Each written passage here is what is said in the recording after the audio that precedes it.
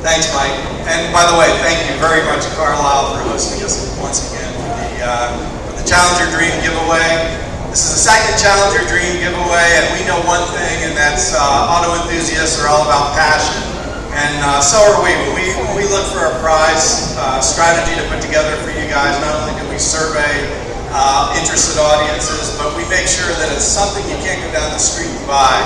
And in the case of the two cars we're about to unveil, it's absolutely something that you just can't find, you just can't buy. They're both one-of-a-kind cars, and I think they're worthy of your attention for a few minutes. The first one was the star of a Challenger commercial in 2012. An amazing car that some of you I know because I've talked to you up here. You saw it going down a country road, went through a covered bridge, and came out as the new Challenger. It morphed into the new Challenger. This is not a car that was like that car. This is the car that was in the commercial. We searched long and hard. We found the car. It did not look like this. We're going to go ahead and unveil it. If you guys would roll it back. It didn't look exactly like this when we found it.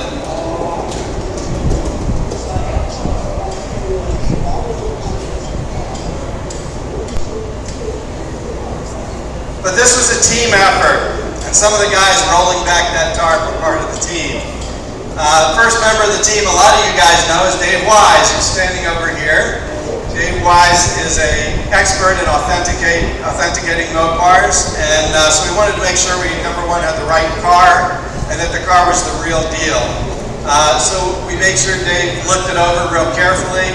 And the outside of the car was in real good shape, but as far as mechanical and underneath, the car was incorrect.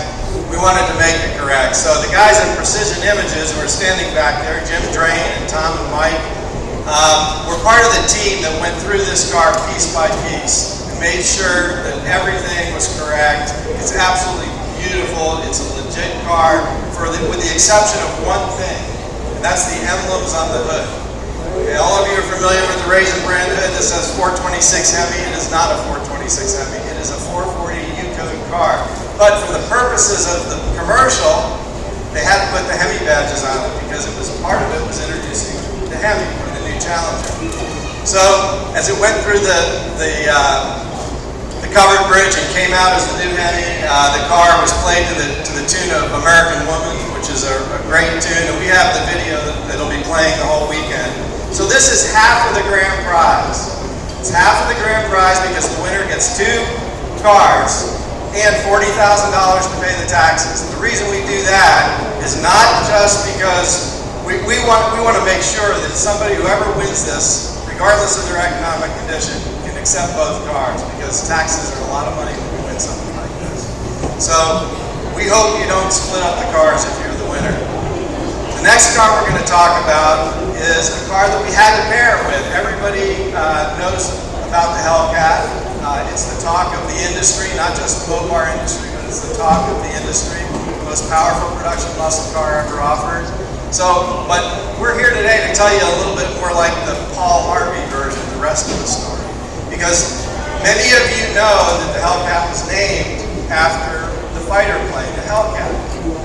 But what you might not know is about the development of the Hellcat and how important it is to everybody sitting here today. Because it literally turned the tide of the war in the Pacific. Originally, when we were bombed, December 7th, 1941, and lost 2,300 of our bravest servicemen, we had no way to combat the Japanese Zeros. So the military, in a sense of urgent need, went to Grumman and told Grumman, we need an aircraft that will be able to compete and to protect our men.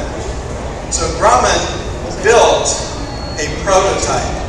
It was going to be called the Hellcat, but this one was the Hellcat X. Hellcat X for experimental. And they first did it with a 1,600 horsepower engine, and it didn't produce enough of the performance needs that required.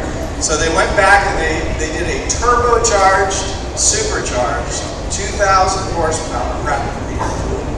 And that became ultimately the production version. It went on to be actually double supercharged, but there was one Hellcat X built, and it was turbocharged and supercharged. So to stay true to that DNA, we're we're about to show you the Hellcat X. So if you guys would unroll the Hellcat X.